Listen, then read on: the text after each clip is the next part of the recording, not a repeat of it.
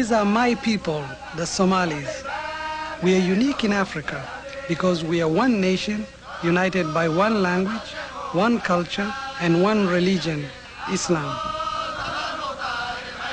We are known as the Irish of Africa because we have always been ready to fight the colonial powers who have divided our nation and denied us our wish for an independent Somali state.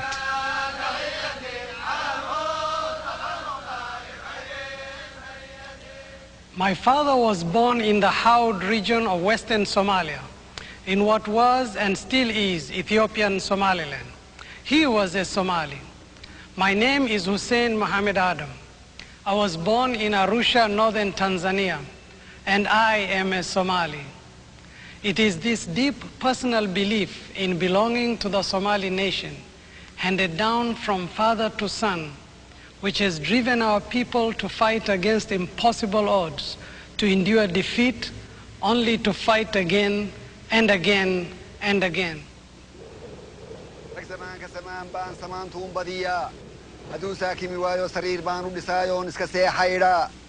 هدي وساكي موايا نعانيه هش صوبان صدح قور ولسايون كسريقة إيدا هدو ساكي موايا سمر كي ركت جوغية سوقبان وقلا هدو ساكي موايا سيدي عدميد بان سلسي سبقا وقوبتشا هدي وساكي موايا نقبر سورة وناكسن بان سورة وقرهرا هدي وساكي موايا حولقوني وصوفية صددان كلها هدو ساكي موايا نسيد وموت إيا موت إيا صلان تنبدية هدي وساكي موايا صلاة دان للبا حمر سول المدو يسلين كان عسكدا سلوب هوتا كجوكتو أيان صررتا كنفتا مركز سوسلي مايو إيقو ساكن نقدا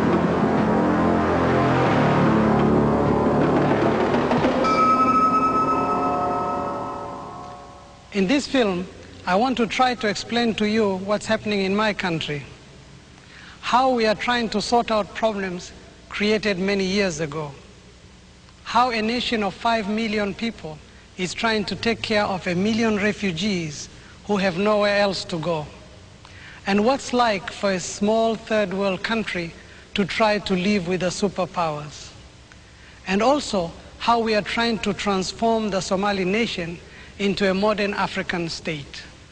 Because this film is a personal viewpoint, I would like to share with you my own hopes for my country's future and that of the Horn of Africa.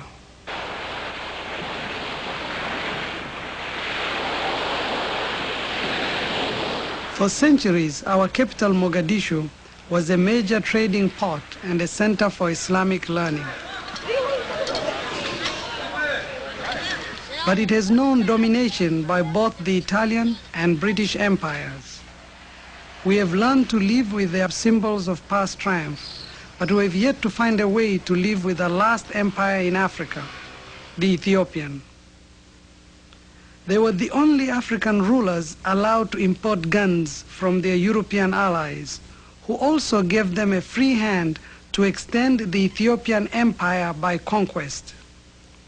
My friend Abdul Majid Hussein was born and brought up in Ethiopian Somaliland. In these areas, what has happened was the setting up, as well as in the rest, of garrison towns, military garrisons, like the Roman colons of the former days, and whereby from time to time tribute collecting expeditions would be sent out.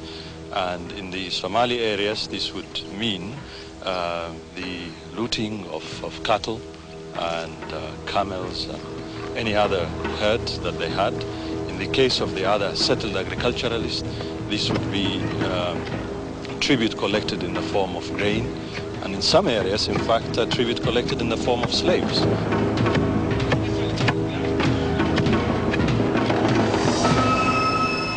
In Somalia, there is always a limit to submission.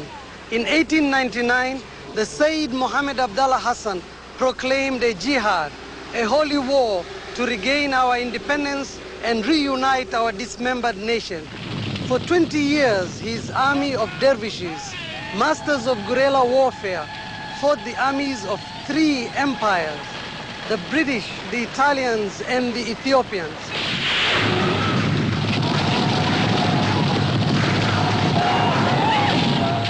His final defeat made military history when the Royal Air Force carried out their first aerial bombardment of his fortress at Taleh, and our dream of an independent Somali nation lay in ruins. The man who has written the history of Somalia is Professor I.M. Lewis. Well, modern Somali nationalism really got going immediately after the Second World War, when the whole area, the whole of the Horn of Africa virtually, was under British military administration. The Somalis as a people have consistently sought to form a state based on the principle of self-determination applied to them, i.e. on the principle of, in effect, Somali self-determination.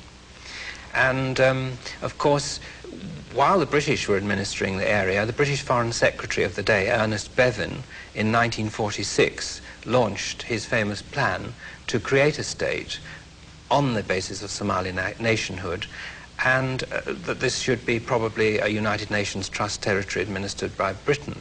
The proposals were opposed by America, which was being lobbied strongly by Ethiopia, and which had interests in establishing military facilities, American military facilities, in Ethiopia.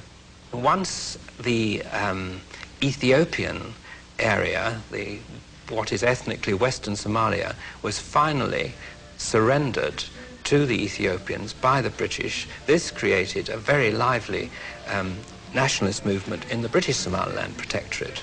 And these two movements, the one in the north and the one in the south, associated with the Somali Youth League, got together and sought to form a unitary state at independence in 1960, which of course is what happened. Africa, Africa, Africa, Africa,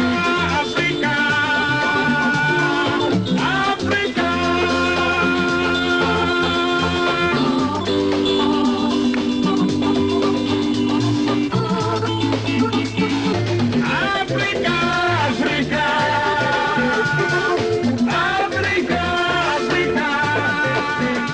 The Somali Republic celebrated its independence in July 1960. But for many of our people in the Somali nation, there was little to celebrate. Those living inside the border of Kenya were still under the British flag. The Somalis in Djibouti were still part of the French Empire. And of course, Western Somaliland was still an Ethiopian colony ruled by Emperor Haile Selassie. The frustration at not being allowed to join our independent Somali Republic caused renewed struggles throughout the rest of the Somali nation. My friend Abdul Majid Hussein was part of that struggle. And that had its also counterparts with a lot of people that is Somalis in Ethiopian Somaliland or Western Somaliland, also wanting at least some form of autonomy, or if not, also wanting to join the Somali Republic. This was put down by force, and many Somalis, for the first time in large numbers, moved or went into exile into the Somali Republic. Our brothers from Ethiopian Somaliland were warmly welcomed into our new republic. Many were highly qualified people who had been prevented from working in their chosen profession simply because they were Somali. Almost as soon as they arrived, the exiles began to put pressure on the Somali government to help them liberate their homeland. People don't simply just rise up and say we are going to secede from these people for nothing. They would do so if they don't have equality, if they are oppressed, if they are continuously faced with injustice. I take the example on a very simpler level, let's say between a man and a woman, a husband and wife relationship. If the wife, as happens, is the case in most countries around the world, gets, the bad side of that relationship, she's beaten in some cases, and she's oppressed in one way or another. And in this case, some of our African brothers and others who have the same views around the world would say is is tantamount to telling the wives who are, let's say, beaten up by, their husbands, that they should tolerate this, that family union should stay at all costs, and that they shouldn't have the right to divorce.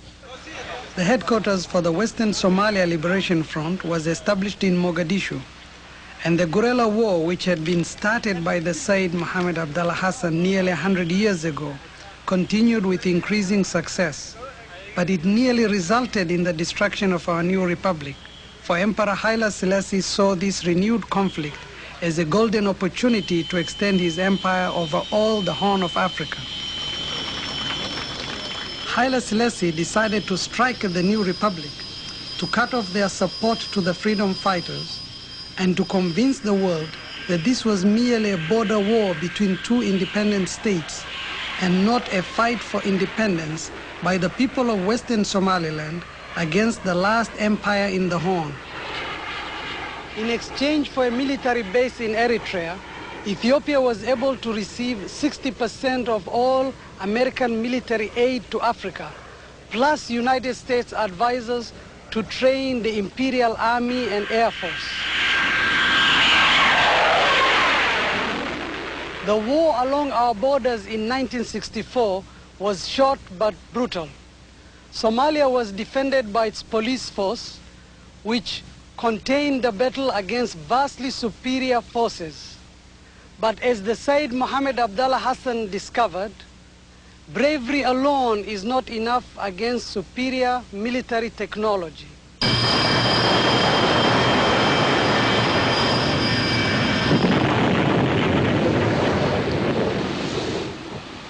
The then pro-West civilian government of Somalia, did it try to obtain arms from the West? Yes, it did, and it was offered a military aid package. But, of course, it was offered this in a situation which wasn't very favorable, because it was offered a much bigger Russian package.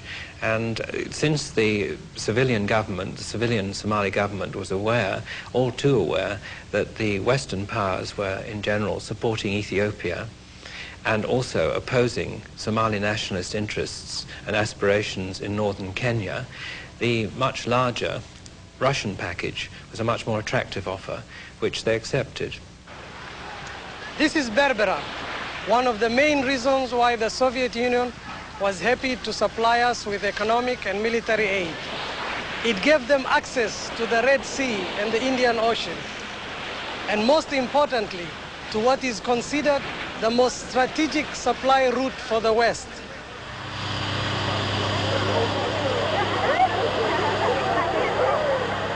My friend Mahmoud Issa Jama went to Moscow as part of the official Somali delegation. He remembers how they were received by the Russians. They provided all the things that the Somali government at that period needed. In other words, training and all the necessary vehicles they wanted for the army. Was it easier to negotiate with them? Most of us were educated in the West, you see, and it was completely new to us to negotiate with the Russians. The Russian attitude is an aggressive attitude, you see. It's a sort of, you must accept. And this is an attitude that we never get used to it. When it comes to question of negotiating, say, a trade or a commercial agreement, they don't give any concessionary thing whatsoever, not one iota. I mean, we were buying, for instance, petroleum from them, and we always had to buy from them not on concessionary terms, but on the prevailing international prices. At the same time, once they see that the country is not in a position to pay, they were always more than willing to reschedule those debts and postpone the payment of these things. Up to the present time, some of the loans and credits which we contracted from the Soviet Union way back in 1960 and 61, we have not yet effected their repayment period.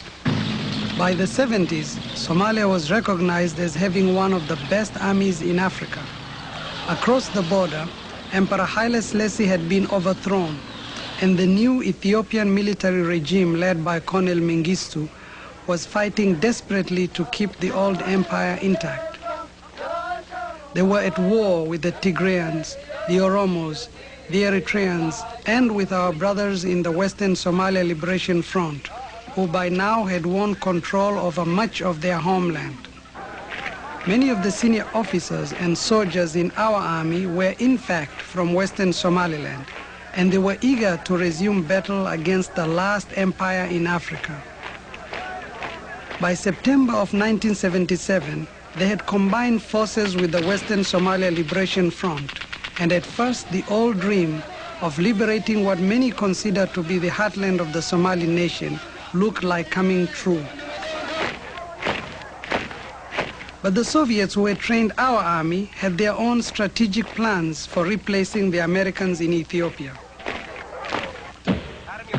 They began by airlifting $2 billion of military aid to the new regime, then gave up all pretense of neutrality, and with 15,000 Cuban troops, masterminded the Ethiopian counteroffensive against the Somali forces, who never stood a chance. That Soviet switch created a new army for Somalia. Well over 1 million men, women and children, who having barely survived the terrors of a modern war with its tanks and jet planes, came to us in the Somali Democratic Republic for shelter, relying on the nomadic traditions of hospitality.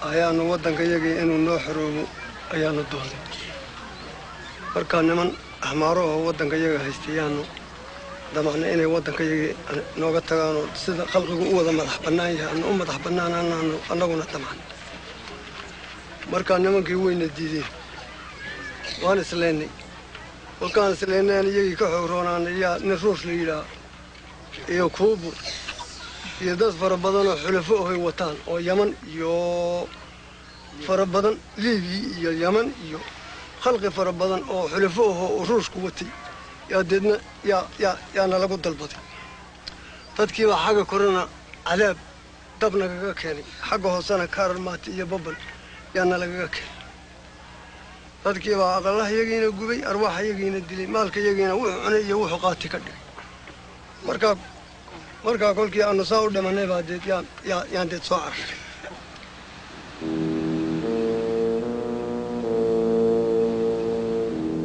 Somalia is a poor country, but what little we had, we shared.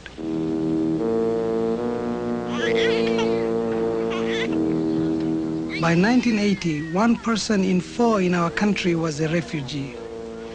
We didn't have anything like the resources or the trained people needed to cope with such a tidal wave of human misery. Waxa kale oo haray waxa weeye polio markaasi talaalka weedikii sameeyay hadii isleeyahay markii aad talaaleyseen. Hussein Samatar worked in Britain for many years training nurses for their national health service. Ayaynu talaalayna saddex dhibcood baa afka loogu jubaa markaasi imise wareeg. He returned to Somalia to help launch our new health program. But so desperate was the situation that he was sent to work in the refugee camps.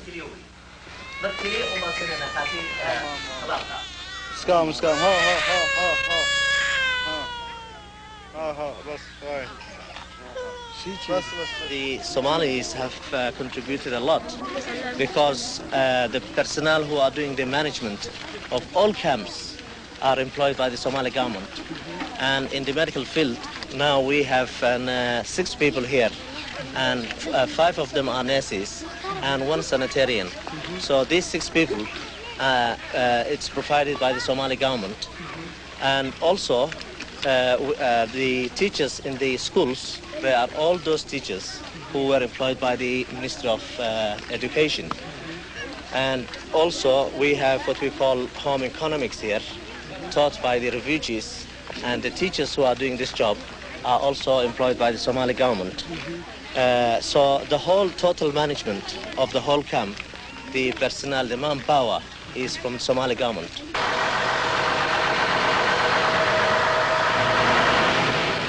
The refugees in our country survive mainly on the generosity of the world aid agencies.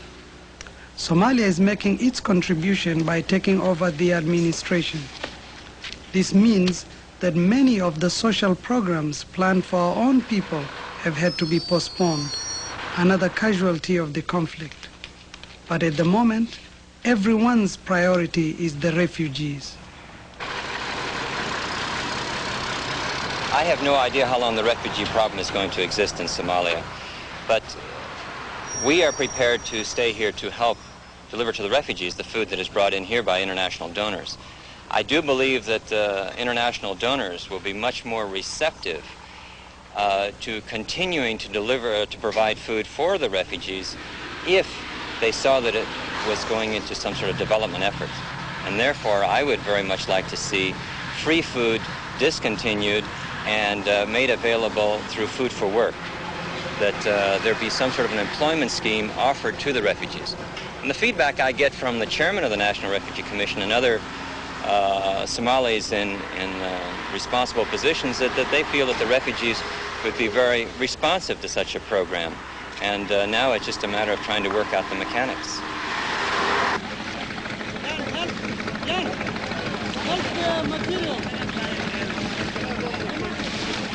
We in Somalia actually have some experience in trying to resettle nomads. These men once roamed throughout the Somali nation with their herds of camels. The drought of '74 made them victims, and our government, wanting to give them a chance at a new life, tried to make them fishermen. But we have also discovered you can't turn a nomadic herdsman into a fisherman overnight. They still haven't received the proper training in either fishing or the mechanics of the boats. There was a certain lack of planning, partly because it was done in a very short time. This idea came out as a consequence of the drought. And they started them out as pure collectives, which time has shown is not very conducive to fishing development, especially because the fishermen don't feel they have any responsibility for either boats or equipment, so they don't care so much, since they can get new equipment from the government.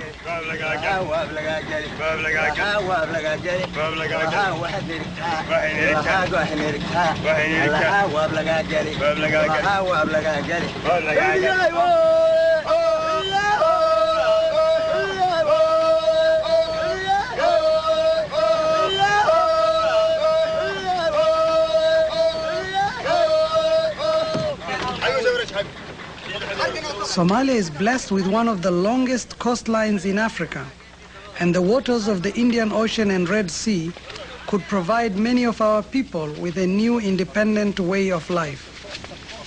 All the settlements are still completely dependent on food rations, partly from the government, but mostly through the UN World Food Program. And in my opinion, this actually is detrimental to the development, because it causes a food dependency from outside instead of being more self-sufficient. They're starting to sell the boats to the fishermen, giving them more responsibility. And it seems also in the long run they're going to cut down on the rations, so this dependency will gradually decrease. I think in the long run this might cause some flights away from the settlements. But if there's somebody who absolutely doesn't want to be a fisherman, nobody should force him. The best people will certainly stay.